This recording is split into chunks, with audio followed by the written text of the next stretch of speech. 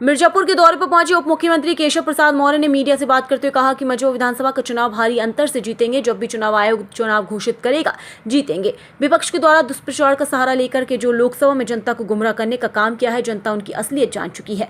Samajwadi party समाप्तवादी party है, भाजपा ही वर्तमान है, भाजपा ही भविष्य है। भाजपा मजबूत तो भारत मजबूत, भाजपा कमजोर तो भारत कमजोर। तमाम सारी विश्व की शक्तियां आत्मनिर्भर भारत नहीं देख पा रही है और देश के अंदर कुछ राजनीतिक नेता ऐसे हैं जो भारत को कमजोर करने वाली शक्तियों को सपोर्ट कर जाते हैं। लेकिन मोदी के नेतृत्व में विश्व में भारत नंबर 1 बनेगा, आत्मनिर्भर बनेगा, विकसित और तीसरी अर्थव्यवस्था बनेगा। वहीं मझवा विधानसभा सहित उत्तर प्रदेश की 10 सीटों पर कमल खिलेगा। अखिलेश यादव के बाद परिवार करते हैं, जातिवाद करते हैं, वहीं अपराधियों का संरक्षण करते हैं, सृष्टिकरण की घटिया घिनौनी राजनीति करते हैं। वे कभी पिछड़ों का भला चाहेंगे, वहीं पिछड़ों और दलितों के जन्मदाता दुश्मन है। अखिलेश यादव एंड कंपनी है और वहां जो बयानबाजी कर रहे हैं उनके बयान का जवाब देने के लिए मैंने ये बात कही। केंद्र सरकार के विभागों में सीधी भर्ती को लेकर अखिलेश और मायावती के बयान का उल्लंघन किया जा रहा है, पर कहा कि मुद्दा विहीन लोग इस प्रकार की बातें करते हैं। अगर कोई बात भी ऐसी है कि संविधान का कोई भारत में खत्म कर सकता है, क्या संविधान के विरुद्ध कोई काम कर सकता है, ये बचकानी बातें बंद करें। अगर मुद्दा नहीं है तो राजनीति से संन्यास ले लें। चुनाव को लेकर के आज एक दिवसीय दौरा यहाँ पर हुआ है।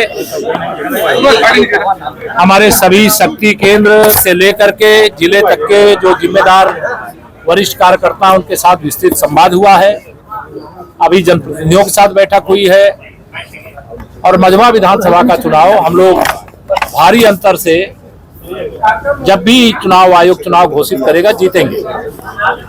विपक्ष के द्वारा दुष्प्रचार का सहारा लेकर के जो लोकसभा में जनता को गुमराह करने का काम किया है, जनता उनकी असलियत जान चुकी है।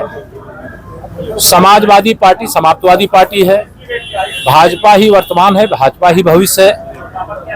भाजपा मजबूत तो भारत मजबूत, भाजपा कमजोर तो भारत कमजोर। तमाम सारी विश्व की शक्तियां आत्मनिर्भर भारत नहीं देख पा रही हैं और देश के अंदर कुछ राजनीतिक नेता ऐसे हैं जो भारत को कमजोर करने वाली शक्तियों को सपोर्ट कर जाते हैं। लेकिन मोदी जी के नेतृत्व में विश्व में भारत नंबर 1 बनेगा, आत्मनिर्भर बनेगा, विकसित बनेगा, तीसरी अर्थव्यवस्था बनेगा और मझवा विधानसभा सहित उत्तर प्रदेश की 10 सीटों में कमल खिलेगा। अखिलेश यादव 2 धारी तलवार और आप 4 धारी तलवार लेकर चल रहे हैं, इसका क्या मतलब हुआ? श्री अखिलेश यादव जी जो जातिवाद करते हैं, परिवारवाद करते हैं, गुंडों अपराधियों का संरक्षण करते हैं, तुष्टीकरण की घटिया और घिनौनी राजनीति करते हैं, वो कभी पिछड़ों को भला चाहेंगे? पिछड़ों के, दलितों के जन्मजात दुश्मन अगर मैं कहूं तो श्री अखिलेश यादव जी एंड कंपनी है। और वहाँ जो बयानबाजी कर रहे हैं उनके बयान का जवाब देने के लिए मैंने वह बात कही। अच्छा, जो केंद्र के मंत्रालयों में, विभिन्न मंत्रालयों में सीधे भर्तियां चल रही, उसको लेकर मायावती और अखिलेश दोनों लोग कह रहे हैं कि संविधान का खिलवाड़ किया जा रहा है। देखिए, ये मुद्दा विहीन लोग इस प्रकार की बातें करते हैं। अगर कोई भी बात ऐसी है, जैसे अभी आप तो पढ़े लिखे वरिष्ठ मेरे पत्रकार मित्र हो, संविधान कोई भारत के अंदर खत्म कर सकता है क्या? संविधान के विरुद्ध कोई काम कर सकता है क्या? ये बचकानी बातें बंद करें और अगर मुद्दा नहीं है तो राजनीति संन्यास ले ले। अब मुद्दा है तो सरकार के खिलाफ मुद्दा लेकर के आओ। अखिलेश कह रहे हैं हम लोग प्रदर्शन करेंगे, वो आवे प्रदर्शन लेकर के, मुद्दा लेकर के आवे। कौआ कान ले गया और कान कोई चेक नहीं करेगा, उसके बाद कौआ कान ले गया। अब काट की हांडी बार बार नहीं चढ़ती है। संविधान खत्म कर देंगे। ये दुष्प्रचार अब फेल हो चुका है और जनता उनकी असलियत जान चुकी है। जिस गाड़ी में सपा का झंडा, उस गाड़ी में निश्चित गुंडा। संजय निषाद यहाँ पे प्रत्याशी घोषित करना चाहते हैं। वो तो भारतीय जनता पार्टी गठबंधन का विषय है। जो भी होगा वो समय अनुसार जानकारी मिलेगी, लेकिन चाहे जो भी लड़ेगा, यहाँ भाजपा और भाजपा गठबंधन जीतेगा।